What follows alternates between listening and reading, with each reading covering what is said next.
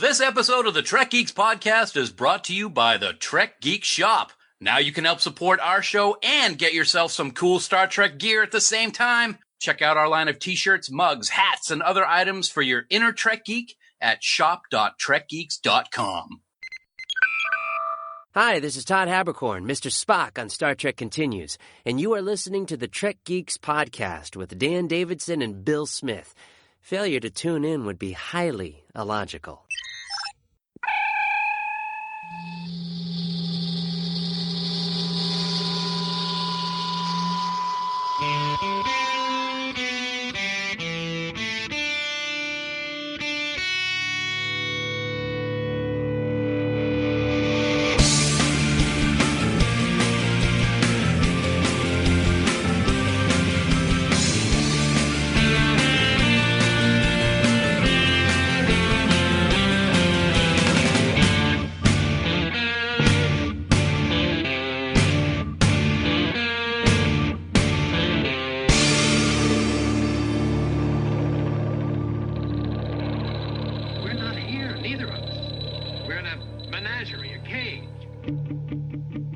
The biggest little show this side of the Alpha Quadrant, and your independent Star Trek podcast. Welcome, one and all, to Trek Geeks. I'm your co-host, Bill Smith. We're really glad you're here. Thank you so much for downloading and listening. We have a really interesting show tonight, a little bit of a departure for us, so we hope you'll all enjoy it. At this point, please allow me to introduce my co-host. You know, if he were the chef of the NX-01, that starship would be Flavor Town, baby. He's the rockin' and rollin' Dan Davidson. Dan, welcome aboard, buddy. Wow, that's probably your best one so far. I can't say I don't disagree with that one because it's pretty good. I made ice cream today. Yeah, you were saying. Yes, so it's good to be here. Yeah, we do have a little bit of a different episode tonight or today or whenever you want to say you're listening to it. Should be fun. Looking for episode 83. Good Lord. Yeah. We're closing in on a huge milestone sometime next year. That'll be fun. What's that? Looking forward to that. What? The 100th episode. Oh, 100. Yes, the 100th episode. Yeah, that's in 17 episodes from now. Can't put anything past you. Oh, I'm ready to go. Let's do them all tonight. Boom, boom, boom, boom, boom. What are you drinking? Nothing. Oh, yeah. Yeah. Dan, you know, at this point of the show, we normally ask people how they can get in touch with us, but we might want to ask them if they want your margarita recipe and how might they request that from you. Yeah, it's pretty good, I got to admit. I'm drinking one right now. Yes. As always, on Twitter, Facebook, and Skype, our handle is Trek Geeks. You can send us an email at trekgeeks@starfleet.com, or you can call us at the memorized number of 508-784-1701. Leave a voicemail there, or go to speakpipe.com/trekgeeks and leave a message on your digital device. You can also go to our official Facebook group, Camp Kittimer. There's some good discussion going on there today. I was actually there right before we started recording tonight. An added bonus, Bill. Did you know that you can get early access to the Trek Geeks podcast if you're a member of Camp Kittimer? Shut the front door. I'm not even joking about that. So go over there to facebook.com/groups/Camp Kittimer to be part of the fun and get those early release episodes of the TGP. Just remember that any comments or messages you leave in any of these places may be used in a future episode. Back to you, Bill. It's all going down right now on the TGP. I like that. Did you just create that like right now? I did. Just as I was ringing, I'm like, all right, I say the same thing every week. I'm going to spice it up a little bit. TGP. Like Flavor Town, baby. Mm-hmm. That's where we're going. Right there, right now, right here on TGP. That's right. You know, Dan, just a couple of moments ago, you mentioned Camp Kittimer. We have to say a lot of people have been joining Camp Kittimer lately. It's great to see. It is awesome. It's another one of those things that you never expect would have happened when we started this adventure, and to see all these people coming in, so many every week, and having great conversations. It's really fun. It's really humbling and exciting at the same time to see all the cool stuff going on. But no profanity in Camp Kittimer, right? That's bleeping right.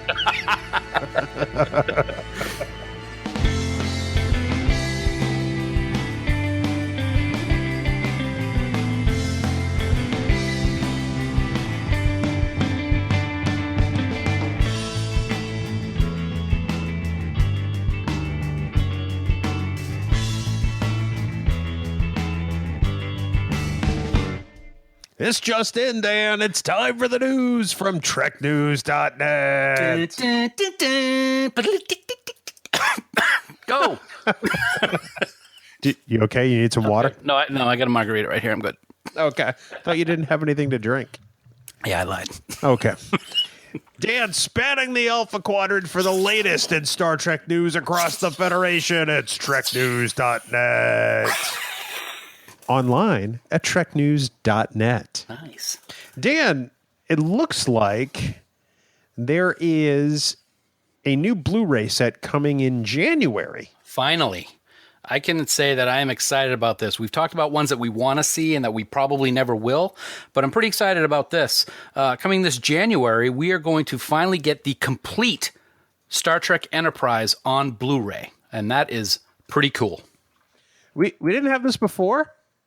No, not the complete set. No, this is the whole set. It's not just individual seasons one at a time. It's the whole. It's a nice little put together little package. On January 10th, it's going to be available. Because maybe they had it in the UK, because I actually bought a set from the UK on Amazon to have the complete set on Blu-ray. Oh, well, all right. Well, then you went outside of the rules. IP. No, I didn't. Yeah, CBS Home Entertainment announced it. There's going to be all 98 episodes is going to be in this special package. The season sets came with a lot of new and previously recorded extra features, and we're not sure exactly if there's going to be anything new for those behind-the-scenes stuff for this set, but it's still pretty cool, especially if you want to get HD Blu-ray presentation of what has become one of our favorite series, I think. I have to agree with you. I think that one of the things I like the most about Enterprise is that it translates well to HD because it was essentially shot that way. Exactly. And it was shot digitally for widescreen. So it requires a lot less cleaning up than, say, Deep Space Nine or Voyager would at this point. I think the only thing they're going to have to clean up is the scene with Enterprise Extra, because that's just messy. What? He fires the phasers. That's going to be pretty cool seeing him in HD, huh? He's not going to hear this for a while. No, that's true. He's somewhere overseas. You've got time to apologize to him, and he's not going to. I think he probably hasn't even hit the Beyond episode yet. So. Oh, goodness gracious! Come on, Jim. No, I'm actually looking forward to it. I mean, obviously, I have a complete set on Blu-ray, so I probably won't buy this one. Yep. But I look forward to hearing the reviews of folks in Camp Kiddemer who do purchase it. I think it'll be great. I think I'll be one of those people. I don't have it on Blu-ray, so I think I might take a gander at the cost of this when it's available and see if I got some quatloos to spend on it. So let me ask you this: have you bought Beyond yet? I've only bought the digital version. I got the digital version last month when it came out. I have not purchased the physical discs yet. Have you decided whether you will or which offering you will purchase? I haven't. We've discussed this before. My wife and I decided to start going all digital for our movie library because it just takes up a lot of space. But the Trek movies might be an exception to that rule. I might want to have them just to have them. So I haven't 100% decided. And if I do go for a special version, I honestly don't know which one I would pick at this point. I'd have to research a little bit and see what extra features are available from what retailer. Okay. I myself have not bought a physical copy yet, but I think I'm going to buy the one we're going to talk about right after this break.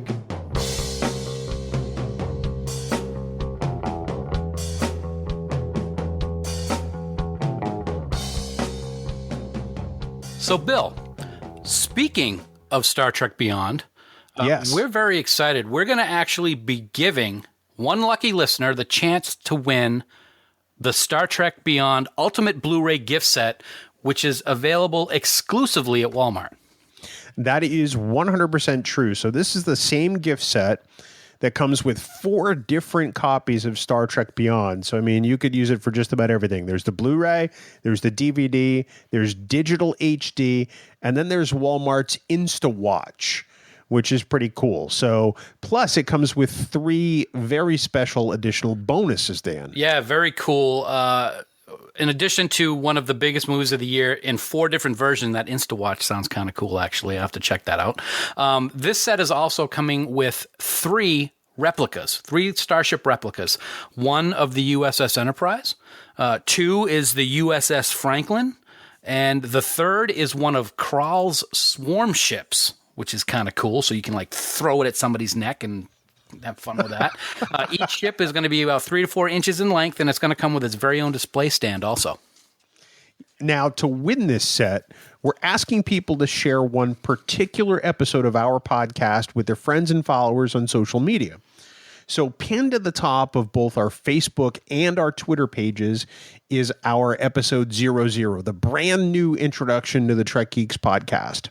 What we want you to do is find that post at the top of either of our pages, Facebook or Twitter, and share it with a brief message of why you like Trek Geeks. That's really all you have to do. That's pretty cool. But the important thing is that we want you to share episode 00 specifically with your friends on Facebook or your followers on Twitter.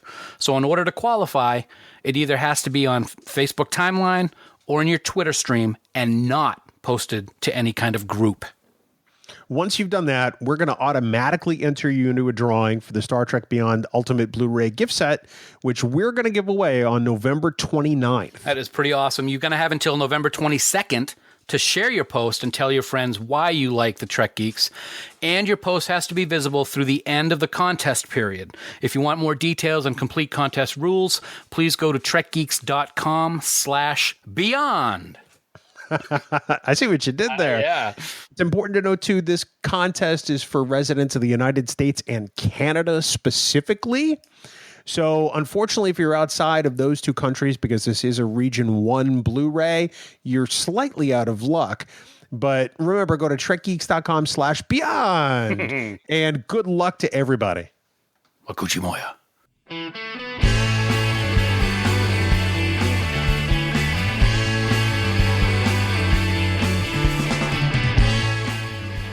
Well, you know, no conversation really about Star Trek's 50th anniversary year would be complete without discussing possibly the greatest adversary the original series crew ever faced. And of course, Dan, I'm speaking of Khan! Every time you do that, it just sends chills down my spine. Yes. You have issues. Yeah, I do. Space Seed, of course, launched the first time we saw the character of Khan. We saw him again in Star Trek II, The Wrath of Khan, and again in Star Trek Into Darkness in the Kelvin timeline. Quite an adversary for the crew of the Enterprise, and we figured that for this episode, why not do like a character profile of Khan and discuss the character himself. So that's what we're doing, people. Yes, it is. And we're going to talk about Khan's various iterations, whether it's movies or TV or perhaps even printed material. He's a character that I think has a lot of layers and some very interesting facets, some of which may seem to conflict with themselves, but we're going to talk about that tonight. So, Dan, probably the best place to start with is, who is Khan? If we had to summarize a sort of biography for him, what would you tell somebody that had no idea who Khan was? Well, I would say I would talk as if I was in the 23rd century, and I would say that records of the period about Khan and his origins are kind of fragmentary and a little bit vague. He was the product of selective breeding and genetic engineering, based on the eugenics philosophy that we all saw during Enterprise. The capabilities of a man improve the entire human race was what that philosophy was. So augments produced by the program possessed physical strength and analytical capabilities considerably superior to ordinary humans. And they were engineered from a variety of Earth's ethnic groups. So Khan being one of them. His background was suspected to be Sikh from the northern region of India. He lived up to the axiom coined by one of his creators, quote, "Superior ability breeds superior ambition." He, at one point, ruled almost a quarter of the entire planet Earth. There's a lot of things in the history that we can get through as we discuss. He did rise to power in the mid-1990s. A wave of these genetic supermen assumed control of 40 of Earth's nations. And from, like I said a moment ago, from 1992 to 1996, Khan was absolute ruler of more than a quarter of the planet, including the regions of Asia and the Middle East. Kind of cool. That's kind of mind-blowing if you think about it. Because, I mean, as we think of today's modern geopolitical structure, that's an area of the world that doesn't really get along. No, not at all. You know, and you have to think of Khan as this sort of uber tyrant that, you know, but they mention in Spacey that there are no wars under his tenure and no real major conflicts. Mm-hmm. So that either means that he ruled with an iron hand to the point where everybody was terrified of him, or he ruled to the point where there was no conflict because people were placated. And I can't believe it's the latter. Yeah, it's interesting. We'll get to some of the novelizations later, but one of the things that I find very interesting is how in one of the novels that we'll talk about later, Khan rises to power, and he does so. He's able to secretly control a lot of the world without the average citizen even realizing it. If that's, I mean, it's kind of hard to picture, but I've read these novels and they're fantastic. We'll get into them later, but there were no wars. As you said, during Space Seed, in the mid 1990s, the augmented tyrants began warring amongst themselves, but I wouldn't call that a war. That's more just battling. And eventually most of the tyrants were defeated and their territory was recaptured. But as many as 90 of these augments were never accounted for, and that's because Khan escaped Earth in the Botany Bay, which we know about from Space Seed. So he took off to escape what was going on Earth at the time. So you've read some of the novels, and I'm sure we'll delve into this a little bit later. Why was there the need to escape if he was ruling a quarter of the Earth? If I remember correctly, and I have not read the novels in several years, I will admit that, but they are very, very good. There were, I guess you could look at it as, I guess the best way to look at it is if you look at the mafia and you have different leaders in different areas. Even though he was controlling a quarter of the planet, there were still 3/4 of the planet that were not ruled by him. And I think there was a lot of infighting going on, and he was trying to control more and more. And eventually the other groups kind of turned on him, so to speak. Okay. I guess you can kind of look at it as the cabal in the current popular show, The Blacklist, where you have all these people and they're finally just focusing in on taking down one person. But I'm pretty sure that's what it was. I do plan on reading the trilogy of Khan novels that came out a few years back, but I'm pretty sure that's what it was all about. So he escapes Earth with 80 plus followers. You know, we know 72 of them make it, survive the journey. And in 1996, he sets a course away from Earth's solar system, just out there in suspended animation in a vessel that wasn't designed for long-term space travel, which I find fascinating. And then in the 23rd century, some 200 years later, they're discovered by the Enterprise. Yeah, the Enterprise just pulls up right underneath it or above it, and it's just sitting right there. All right, well, let's checkpoint here. Right. Let's explain why we're laughing. Because you and I got into a big debate, 15 years ago? At least, yeah. Yep. About whether or not the Botany Bay was under the Enterprise. And we went back and forth on this for what seemed like an eternity. And it's an ultimate... it's something that doesn't mean anything in the scope of the story, but we really kind of nerded out on this fact. And when the special or the remastered editions came out and they showed the new Space Seed, one of the first things I did was send you an image from the internet saying, look, the Botany Bay is below the Enterprise, you jerk. Totally below, I think is what you said. Yeah, totally. And just to let everybody know, this past weekend when you were doing your TOS Saturday morning, you watched Space Seed and had to send me that screenshot again, you big jerk. I did. Well, actually, I spent my Saturday watching all of the Khan. Oh, there you go. Stuff in preparation for today. So I watched Space Seed and I watched Wrath of Khan, the new Director's Cut Blu-ray.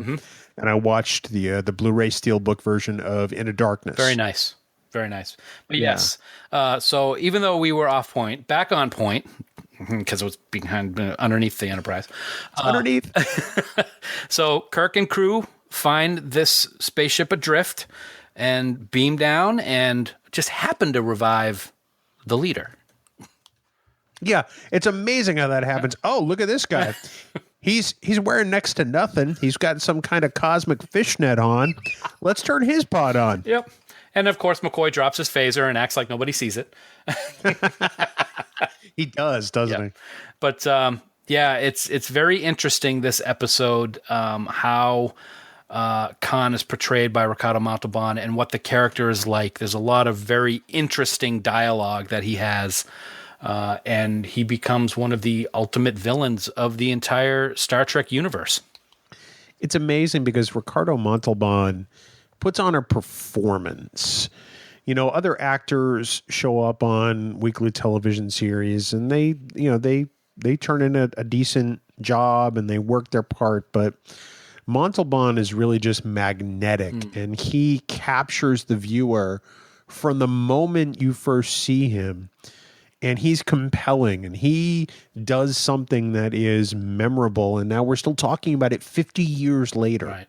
I grow fatigued. I mean, just every scene that he's in, the dialogue, the accent, the way that he holds himself in front of the camera makes him a menacing yet interesting character at the same time.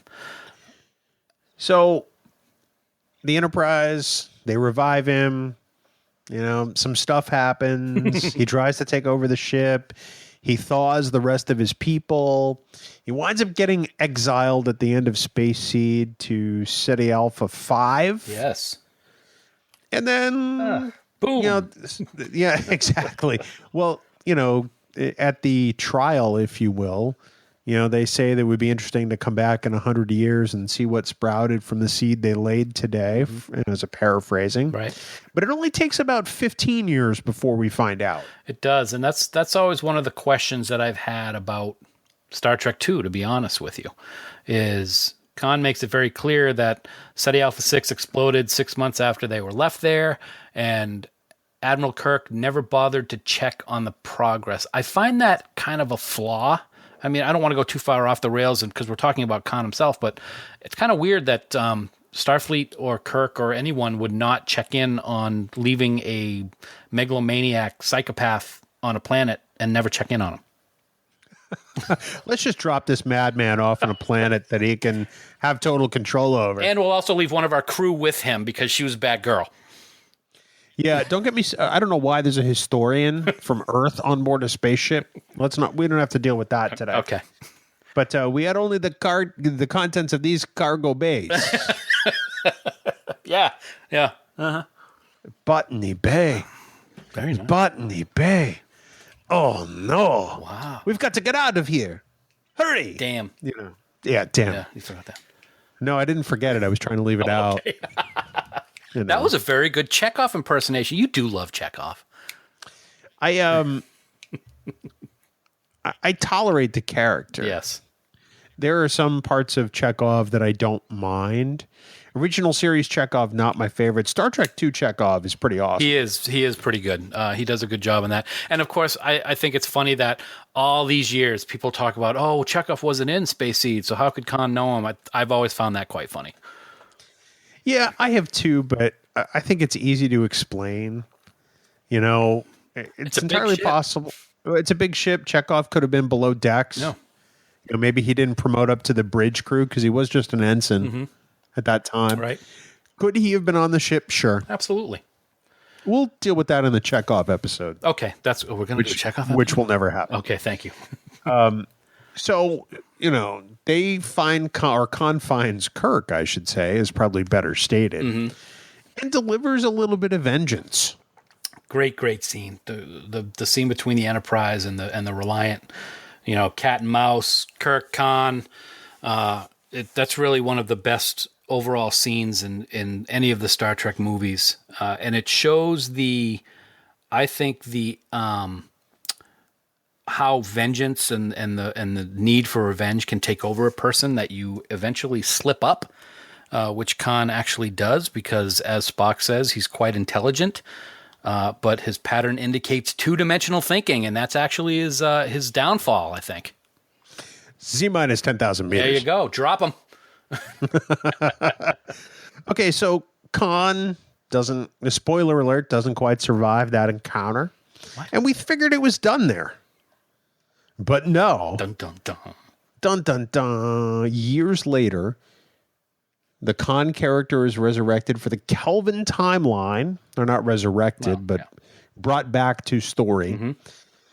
And Kirk has to deal with Khan for the very first time all over again. Yes. We've talked over the years since Into Darkness came out and what we liked and what we didn't like about it. And I find it very interesting that the way that this Khan was played in Into Darkness and the character and what his thought process was. I think it's very different than the Ricardo Montalban version of Khan. Benedict does a great job, of course, but I think that his priorities lie very differently than that of the Khan from the Prime universe. I have to agree with you entirely, and I think that's one of the things we're going to talk about in just a little bit. I have some real issues with how Khan is written in Into Darkness, mm-hmm. but we'll talk about that when we talk a little bit more about some of those scenes. Okay. With regard to Khan, I think it's safe to say that he's the most memorable of the original series adversaries. Is that fair? Yes, I think it's very fair to say he's the most memorable. However, I'm going to say something that people are probably not going to agree with, and I mentioned it to you the other day, and I think you were quite surprised by it. Yeah. I'm going to take a quote from Into Darkness to talk about what I'm going to say.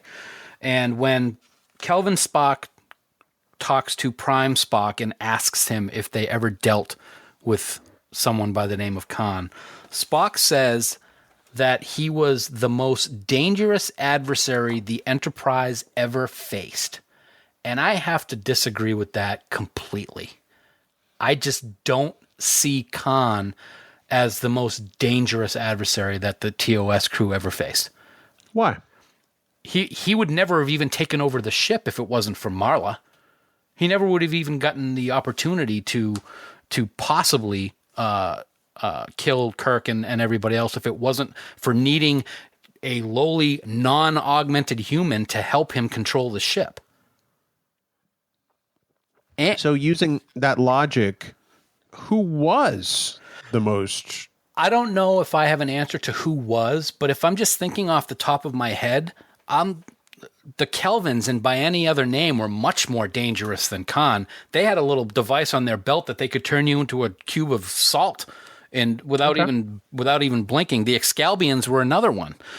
They were able to control images and create adversaries. To me, like we talked, we saw the Lincoln episode with Colonel Green and not Kang, Koloth, not Koloth either. I'm thinking of Kahless. Thank you, Kahless. So I think in terms of there are many more dangerous adversaries. There may have been not a more ruthless adversary than Khan, but I don't think he was the most dangerous. I will agree that he's absolutely the most ruthless, with probably less regard for life of any kind than any of the other adversaries that Kirk and company faced. Mm-hmm. Because in most of those other instances, they were aliens who didn't quite understand us, and we didn't understand them. True.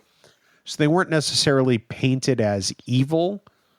Even the Excalbians were trying to learn about us. Mm-hmm. Now can you cry like Lincoln? Okay. Go ahead, do it. Help me, Kirk. Help me, Kirk. Sorry. No, it's okay. I do agree that there is a particular ruthlessness about Khan, but Khan's also human. So, I'm not surprised that this ruthlessness is, pardon the phrase, from one of our own, because usually with aliens, it's a conflict that we've kind of created of our own doing to some extent. Let me ask you this. Yeah. Do you possibly think that Prime Spock said that he was one of the most dangerous adversaries simply because of the fact that he died? I don't think it was because he died. I think it was because of what it cost them overall. You know, at one point, in addition to Spock dying, you know, Kirk has to essentially trash his career. He gets busted down from admiral all the way to captain. Everybody, you know, runs the risk of losing everything. They all almost died twice, either in Space Seed or in Wrath of Khan. Yeah. Khan steals a Federation starship. He steals the Genesis device, which he intends to use as a weapon, and he only tries to detonate it, you know, as sort of a last-ditch effort to take everybody else out with him. Sure. So he could have taken that weapon and used it on anything, you know, and taken that planet for his own, or gone back to Earth with a settle to score. True. And used it there. So I do think he's more, like you said, ruthless. And I don't know that it's necessarily just because Spock died, although I'm sure that ranks pretty high on Spock's list. Isn't it kind of weird talking about the fact that he died? And he's... I know, right? And then he's talking to himself in the same scene. Whoa. Very bizarre. Very meta. Ooh, okay. I like that. Yeah, you're welcome. Yeah. So we have a sense of who Khan is. As we look back at some of the various appearances, let's take Space Seed, for example. What would you say is probably the key scene for that character in that particular episode? I think the trial and how Kirk is going to give him a planet basically to take over and rule again. And you can see the look of pride on Khan's face. And it's like, okay, I'm going to get exactly what I want. I think that showed that he was one of these, I am going to control the world type of people. And he was given an opportunity to do it after trying to kill the captain and everybody on the ship. He thinks he wins.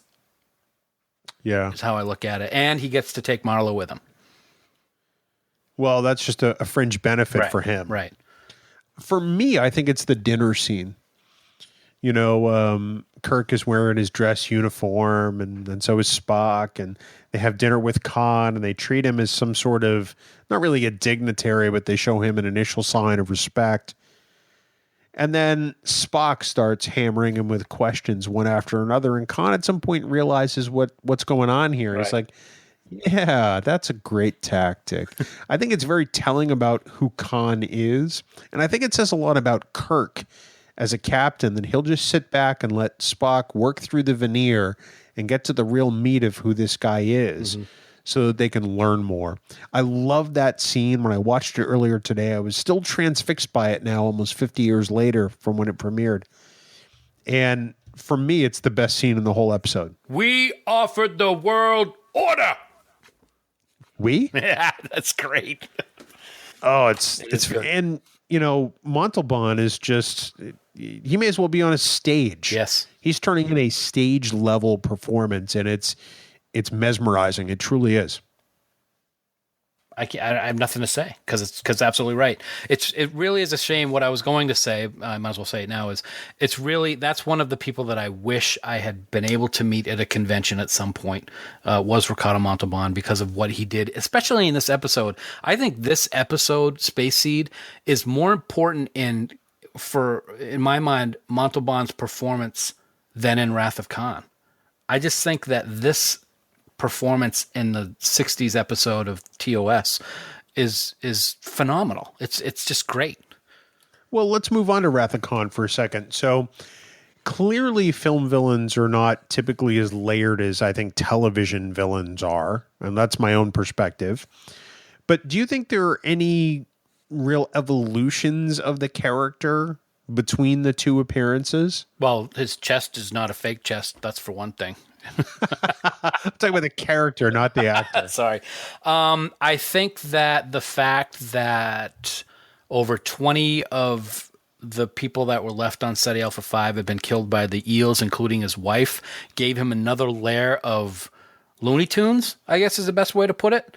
Sure. His level of vengeance and hatred for Kirk, and I think it's displayed. I don't think it's placed in the right spot. The hatred for Kirk didn't cause SETI Alpha 6 to explode. But that doesn't matter to him.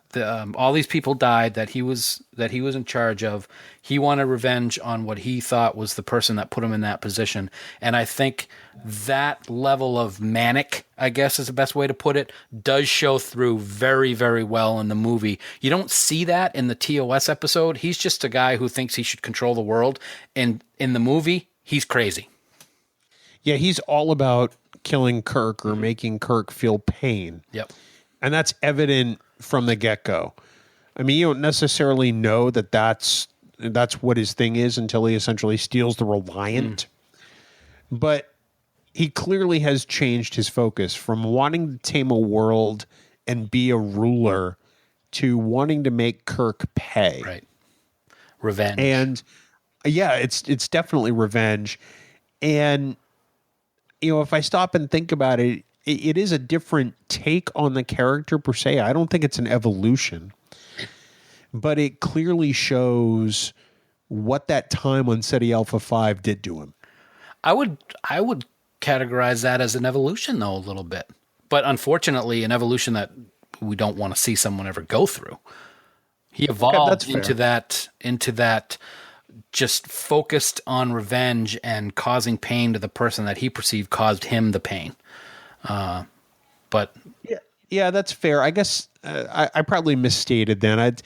This character doesn't really grow in between appearances. He does evolve. Okay. Yep, that makes sense. So yeah, I did misstate that. He definitely doesn't, he doesn't grow using those qualities into something different. Mm-hmm. He just, he's acting on, pure emotion. Right. And back to the actor just for a second.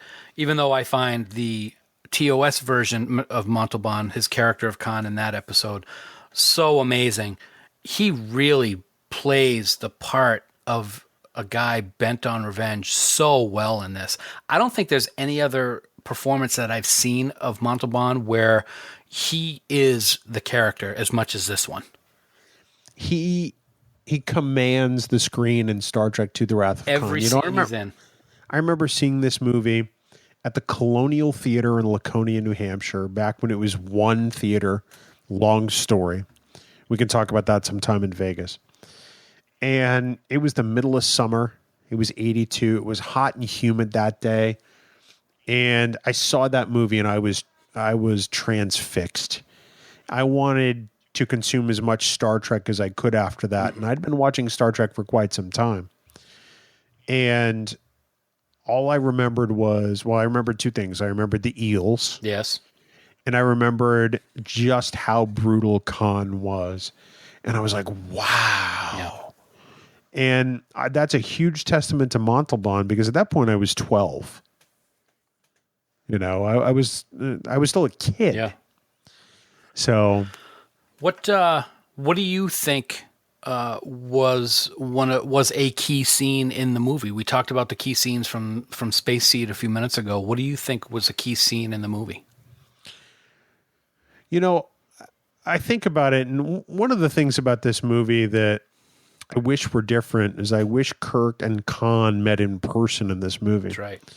But I think for me, one of the key scenes is when Khan's aboard the Reliant and his helmsman, or the guy sitting at the helm, was it Joachim? Yep, Joaquin. Well, there's Joaquin and there's Joachim because Ricardo Montalban would know how to say Joaquin. But if you look at it, it's Joachim, okay, like Mary. And, he's like, well, we've got Genesis. We can do whatever we want. And Khan goes, he tasks me. And I shall have him. And then he talks about how he'd chase Kirk wherever Kirk went. Just to give him some vengeance. Yeah. And that, I think, speaks a lot to who this Khan has become. He's so overcome by this need to get Kirk that it becomes his singular focus and his downfall. I agree. I pick a different scene, but for the same reason. It's when he is listening into the conversation and after what happens with Terrell, and he says, I've hurt you and I wish to go on hurting you. I mean, it's just, he doesn't want to do anything but make this guy suffer for what has happened to him. And it's, I mean, you see the look on his face and his lips snarling as he's talking. And it's just a perfect example of of what drives him at this point in his life after living on that planet the way it was for 15 years and suffering the losses that he did. So let's move on to Into Darkness, because obviously we know Khan meets, the ultimate fate at the end of Star Trek II. He winds up becoming part of the Genesis planet, if you will. Genesis is planet forbidden. I knew that was you. I was a little young at the time. But in Into Darkness, we see some really stark differences in the portrayal of Khan. Obviously, Benedict Cumberbatch, an amazing actor, plays Khan in this movie. And they kind of tease us with the fact that it's not Khan at first. They use one of the names that could have been Khan when they were writing the character back in the 60s, even though every Star Trek fan that knew any of this, on the planet knew that it was really Khan. Backfire much? Yeah. But there are some stark differences in this character. And yes, there is some ruthlessness, but there's a whole lot of emotion too. And I don't know how that sets with me. Yeah, he has a very different mindset than the Khan that we're used to. He makes it very clear that the 72 people that are with him are more important to him than anything else. They're his family. He has tears running down his face as he discusses how important those people are to him. It's very, very different than the Khan that we're used to from the Prime universe. And I have to say, I hate that scene now. It's not, I don't hate the scene, but it's uncomfortable, I guess is the best way to do it. I don't know if it looks forced to me from Benedict, but from a character standpoint, it's so not what we're used to. But anybody can use the argument, well, it's a different universe. It's the Kelvin universe. It's not the same. They don't have to be exactly the same. But he does have the maybe not the same amount of ruthlessness that Prime Khan has, but I think he can be far more brutal than the Khan that we saw in Space Seed and Wrath of Khan. Well, perhaps, but original timeline Khan didn't have to demonstrate that brutality right off the bat. As it was, he was trying to kill the entire crew of the Starship Enterprise. That's pretty brutal. Yeah, but I don't know if we would have ever seen Khan from Prime, of course, time of the year that the movie came out, crush an Admiral's skull. Maybe we would have, but I think the thing that bothers me about the way Khan was written in that movie, in Into Darkness, is that they made him more human. And he's supposed to be superhuman. Mm-hmm. I don't expect Khan to cry. And that may seem like a trivial thing, but this is a man who ruled 1/4 of the earth. Right. This is a man under whose rule there was no dissent. And that's probably because people were scared. They were terrified. I understand the things he would do for his family, but I think that would just elicit more rage and vengeance rather than tears. It's a very good observation. Maybe I'm wrong. I mean, that's just the way I watched it yesterday, and I was like, this scene really doesn't set well with me. I mean, if I think of this just as an augment or, a superhuman, then I'm okay with it. If it was one of Khan's crew, I'm fine. Right. But it's the Khan. But this is Khan Noonien Singh. Mm-hmm. I mean, he is supposed to be, the genetically engineered Superman. He is supposed to be the ultimate foe. And I don't think he's going to start crying over his family. Maybe I'm wrong. But how do you see it? I think the Khan from our universe, I consider ourselves the Prime universe. I don't know if that makes sense or not. Sure. He would not have cared if his first officer, well, I can't really say that because he is upset when Joaquin dies in Star Trek II and he hugs him and says, "I shall avenge you." So I was going to say that Ricardo Montalban's Khan wouldn't care if a member of his crew died if it was for what he wanted. Where this Benedict's Khan, I think, is different. Does that make sense? I think so. I will say that in terms of, I don't know if intelligence is the right word, because we both know that they're genetically enhanced, so they've got the superior intellect. The Khan in Into Darkness seems much more conniving than we saw from Ricardo Montalban's, but that could be the vengeance thing taking over every aspect of Khan in Star Trek II. But we see that Khan has a plan the entire time that he's on the Enterprise and goes over to the Admiral's ship. He's got a plan, and he's going to carry it out, and he's just using Kirk.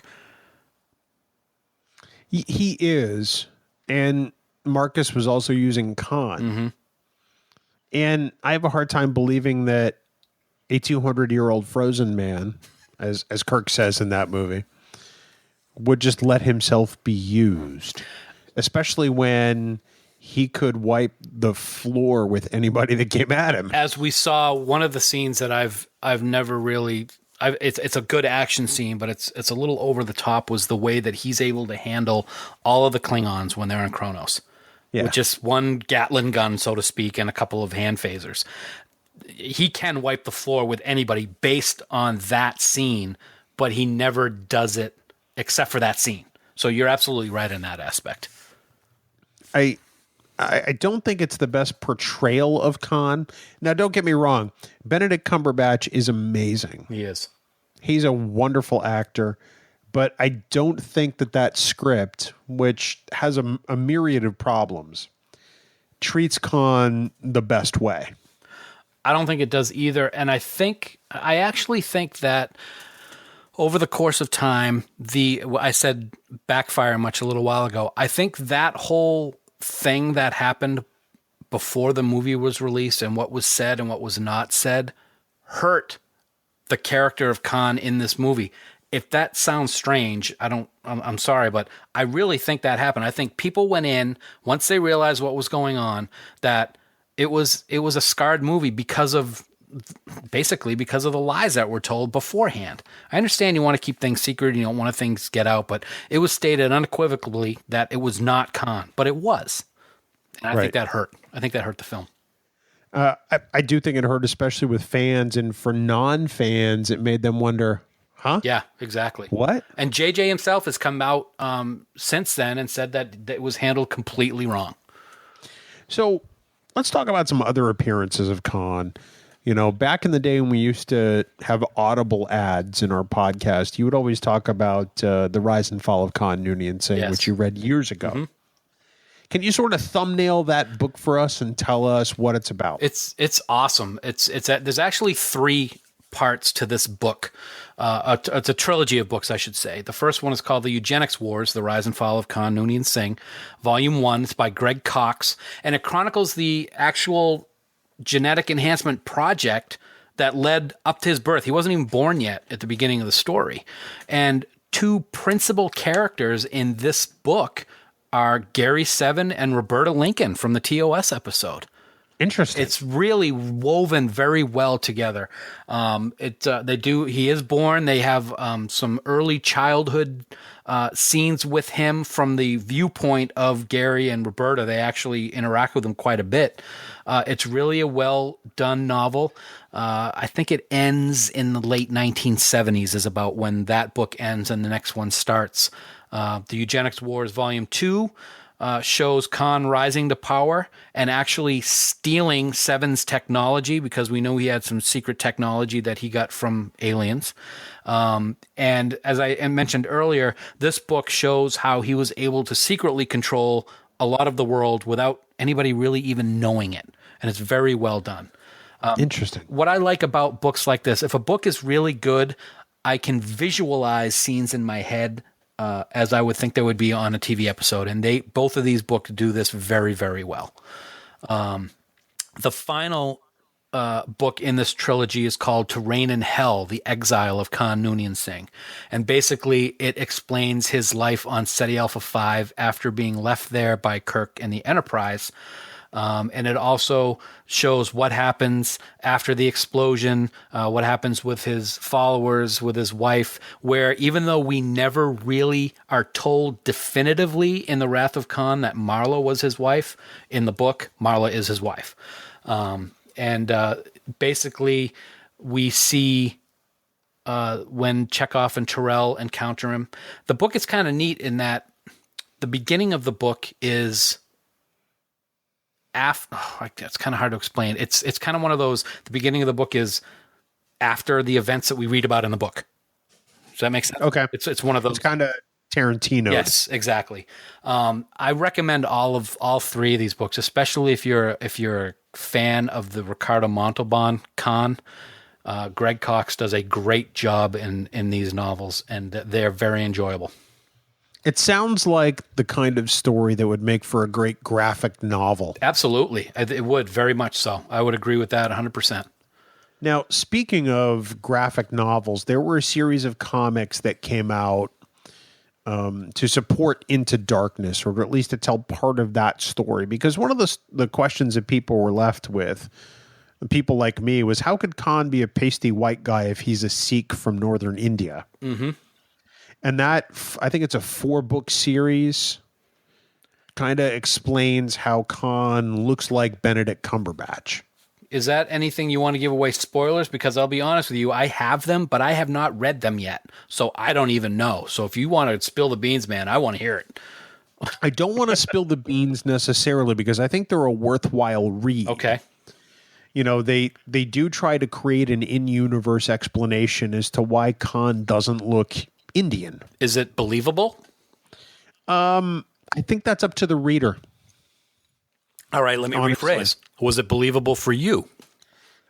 No, not entirely. Okay.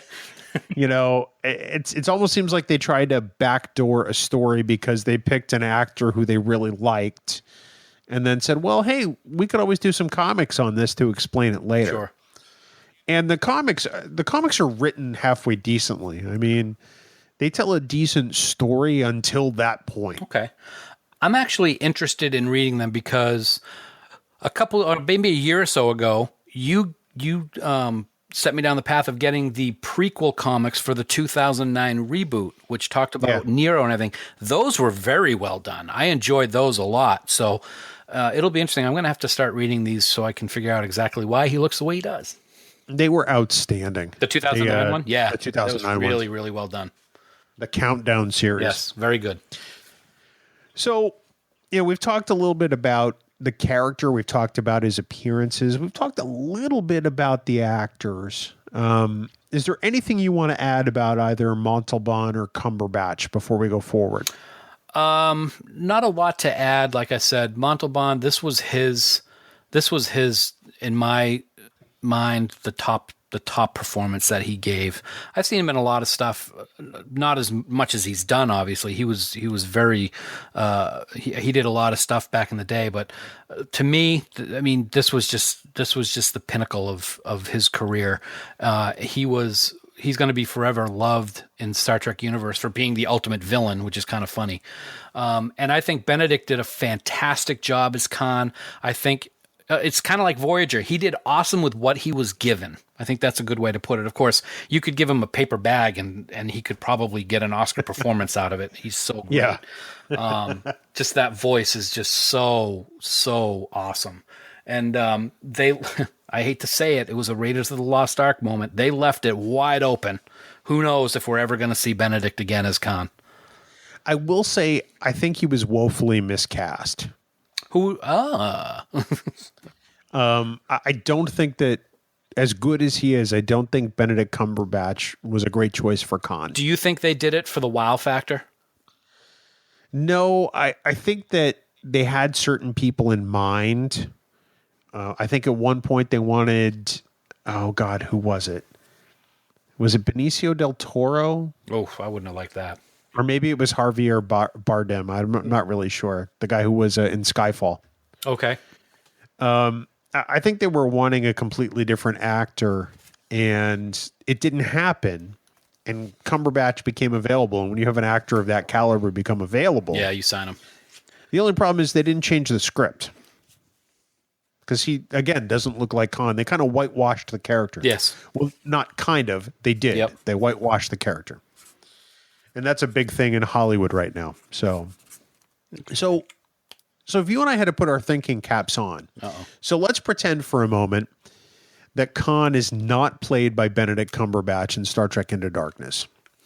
Who do you think could have or should have been cast as Khan in that film? Very good. And pulled it off? Very good question. I actually have two answers. One is a runner-up, but I wanted to put him in there as a oh, this would have been kind of cool, but my ultimate choice far outweighs the number two. And I thought that the number two choice would have been Ferran Tahir, as we know, played Captain Robau of the USS Kelvin in the 2009 reboot. I thought he would have been a great Khan, but he was captain of the Kelvin, so he really couldn't do that. Do you like that choice? I think that's a really good pick. I mean, most of the things we see Ferran Tahir in, you don't get to see him chew scenery like Khan does. Right. I think he could have been really intense. And I think that would have brought a really interesting quality to Khan. Right. So, yeah, I think that's a really interesting. It's almost a shame they used him for Captain Robau. And he didn't last long. Yeah, I know, right? But my pick is for the very reasons that you just said. He can control a scene. He can blow it out the box, as I like to say, and that is Arnold Vosloo. It would be my choice to play Khan if we were recasting. And for those who may not be familiar with the name, he was Imhotep in The Mummy, and he was also Habib Marwan in season 4 of 24. Those are the two things that I think of most when I think of this guy. I think he would have been an awesome Khan. He really would have done a good job. I think it's a fantastic pick. Not only does he have the physical presence, but even just from The Mummy alone, you know that, he can seem like a really good bad guy. Yeah. And he's ruthless as Marwan in season 4.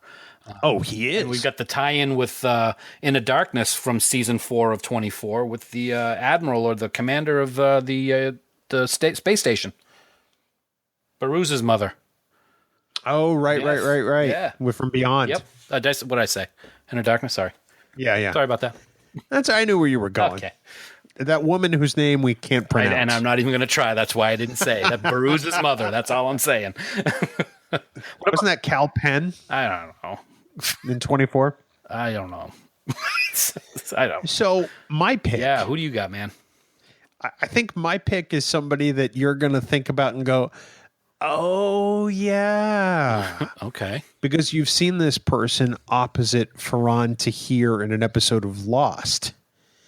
And I'm speaking of Naveen Andrews, who played Saeed on Lost. Man. He would make an amazing Khan. My name is Khan Noonien Singh, and I am a torturer. Well, because he's in Lost, we saw a variety of qualities that Saeed had. Yeah. There was that ruthlessness, but there was also empathy. And there's a lot of depth to that character. And Naveen Andrews just knocked it out of the park with everything that JJ and company gave him on that show. That is an awesome pick, man. That would be phenomenal. I would love to see that. Could you imagine him as Khan? Oh, that would be just... Now, what Khan? Which Khan? Just young Khan? Star Trek 2 Khan? In a Darkness Khan? Well, I mean, we're talking about if Cumberbatch hadn't been available. Yep. Oh my God, that would just be awesome. I could see that happening. Let's get on the horn with somebody. I think he would have been phenomenal. Wow. That's a great pick, dude. I love that. See, I knew you would because Lost is your favorite show, which I still don't understand. It's I don't know. I might have one that's going ahead of it. Which one? The Arrow. How is Breaking Bad not your favorite show of all time? Because I can't get my wife to watch it with me. Why do you hate America? So, Dan, any parting thoughts on Khan Noonien Singh? I think that he will always be remembered as the biggest villain in Star Trek history. I think for the wrong reasons, which I talked about earlier, but that doesn't take away from a freaking awesome character that causes a lot of headaches for a lot of people. I think that part of the reason we never tire of Khan is because of the way Ricardo Montalban portrayed him, both in Space Seed and in Star Trek 2. Absolutely. Star Trek 2 is just a master class in how to be a great villain. You know, I've seen that movie hundreds of times, and I mean that quite literally. And I never tire of it because of Montalban. And it's funny that Star Trek 2 is not Gene's vision, but it's the movie that everybody thinks about. And I think it's because of Montalban. I think that's 100% true. You know, he doesn't just act. You know, he puts in a performance. Yes. You know, and I think that's what elevates his Khan above Cumberbatch's to some extent. Oh, I agree with that 100%. I think that goes without saying. Yeah. Yeah. So, well, Dan, that's kind of our look at Khan. Nice. A character I will always love to watch, regardless of the iteration, although I think it'll be a while before I watch Into Darkness again. You had to stick with it the other day, huh? I didn't finish it, if that helps. When did you cut it off? I got through the scene where he bawled like a baby in the brig. And I was like, I'm done. I'm so done. I do like his ruthlessness at the end when he's talking to Spock on the view screen. I will walk over your cold. I just love that scene. That scene with the "Shall we begin?" I think that shows his brutality. I think. But can you imagine Montalban in that scene? Oh, that would be so great. I wish we could turn the clock back just a little. Oh, that would have been amazing. Yep, absolutely. Well, Dan, something else that's amazing is our friends in the band 5 Year Mission, your personal friends and compatriots. I love them. Without them, this podcast wouldn't sound nearly as good as it does. They are all the music you hear on the Trek Geeks podcast, and truly, we can't thank them enough. We hope everyone goes out to 5yearmission.net, downloads all of their albums, and becomes a huge fan so that you can, you know, maybe see them again someday. Who knows? We're going to start that petition, hashtag STLV51 FYM. Let's do it. All right, let's get it going. I like that. You know what else I like about 5 Year Mission? What's that? I like the fact that, did you know that Andy actually received an accommodation for original thinking once? What? Yeah, he did. He was the only person to ever beat the no drum scenario. That's right. God. He beat the Kobe Farky Maru. I gotta laugh. It's a pained laugh. It's like, you know when Picard is stabbed by the Nausicaan through the heart, and he looks down and he sees this weapon sticking out of his chest, and he just starts laughing. That's the kind of laughter I just had. Like, so basically, I just stabbed you through the heart. Oh, dude! He got accommodation for it. Kobe Farky Maru, man. From who? I don't know. Rittenhouse. Sorry, from whom? So have you been watching the show Timeless? I have not. There's this big conspiracy from this organization known as Rittenhouse. Oh. And every time they mention, all I can think of is 5 Year Mission. That's awesome. They got to get him as a guest star on the show. Love those guys. It'll be the fan film. They can build a studio. So yes, please head on out to 5yearmission.net. Score yourself some tunes. Trust us, you're not going to be disappointed. Dan, we're also in the midst of our iTunes subscribe and review campaign. We're hoping everybody goes out and gives us an honest-to-goodness rating on our podcast on iTunes. Yeah, we love to hear it. And you're going to be included, is included the right word? But you're going to be eligible to win a $25 Amazon gift card just for writing a review about us, whether it's good or whether it's bad. We want to hear it, and you could win some cash. That's true. Either $25 in the U.S. Amazon or the equivalent in your country's version of Amazon. So this is open to anybody all over the world, quite frankly. Beautiful. So for more information, we hope you go to trekgeeks.com/iTunes, and you can find all about how to review the show. Dan, next week, we have an episode you and I have been talking about for quite some time. It is back. See it or skip it, people. We've been talking about this one for a while. We've loved the See It or Skip It episodes we've done so far. So next week we are tackling the first season of our favorite series, Deep Space Nine. Enough said. Second Shap. I couldn't let that go. Wow. Hey, Ella Moraine counts to 4. Oh, God. Gee, I wonder what I'm going to Ella Moraine, then 3 more. Yeah, that'll be a See It on my list, I'm sure. Yeah, let's not spoil it, okay? That's not a spoiler, dude. Yeah, I know. Dan, for more great Star Trek discussion, we want everyone to go check out our friends at the Tricorder Transmissions. They're online at the tricordertransmissions.com. They've got like 17 gajillion shows out there. Did you know that? 17 gajillion. Isn't that the number of on our rating for Drozen? Actually, yes. We are officially Adam Drosen's 17th gajillionth favorite podcast. Nice. On Tuesday. Oh. Okay. Yeah. All right. Yeah. That's a problem. Well, yes. Well, Tricorder Transmission does have a lot of shows. They do, whether it's Shore Leave or the flagship show or the Atavachron. They really have something for every Star Trek fan, so we seriously hope you'll check them out. And Dan, of course, for all the latest news on everything Star Trek, please get yourselves on over to treknews.net. They are our first stop, and we hope they become yours too. For now, this has been episode 83 of the Trek Geeks Podcast. We do hope you all live long and prosper. So I'm playing Star Trek Online now again. Just want to let everybody know. My character's name is Dorkfish, and I am captain of the USS Coconut. Check it out. Love it. Love it.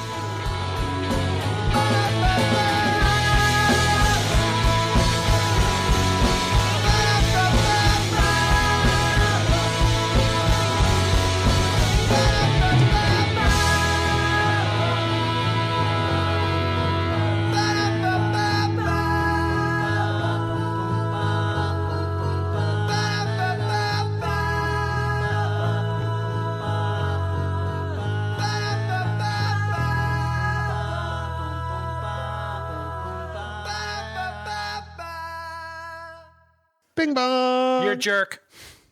Wow. Wow. Sorry, that was my new ringtone for you. You're a liar. No, that's what it's going to be. No, that's not what you said. You said that's my new ringtone for you. It's a declarative statement. All right. Okay. Well, then, you know me in the English language. I misspoke. Misspoke? Wow. Your Honor. Can we just get started, please? Your Honor, I enter as Exhibit A. So I got a funny story for you. Oh, boy.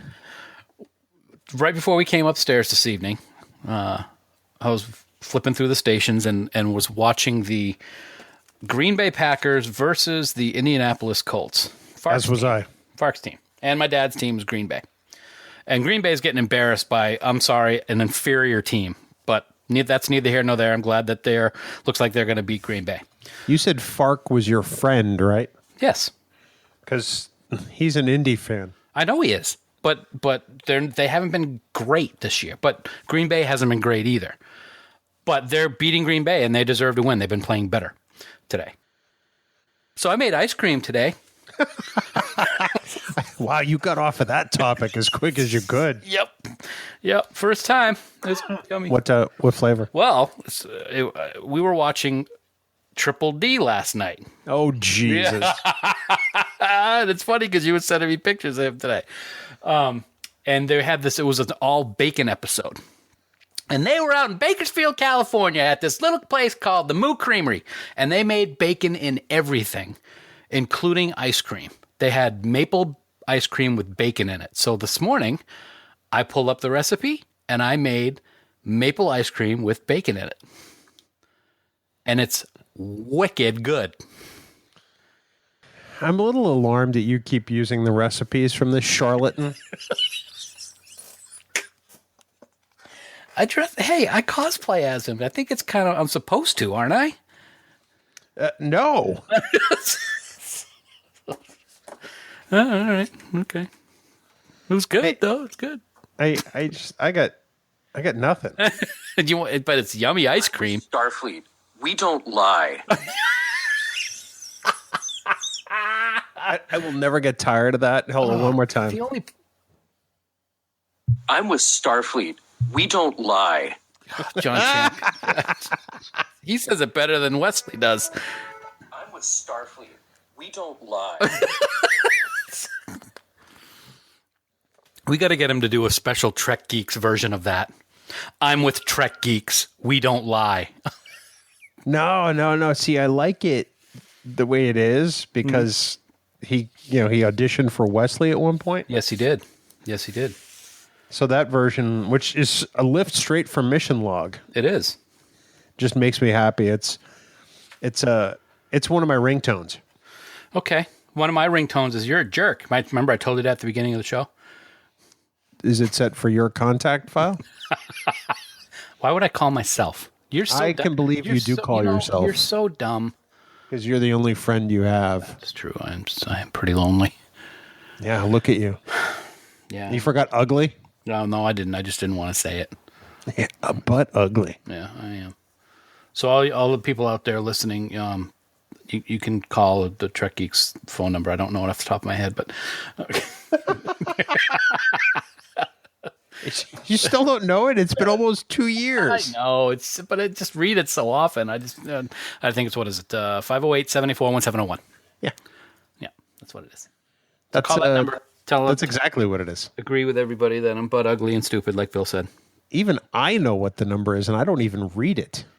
That's because you created it. That has nothing to do with it. It works for me. Your face works for me. I know. No, we can't say it's handsome because we just got done saying that I'm butt ugly. That's why I feel nauseous right now. Wow. Okay, this is going to be a fun show. Right.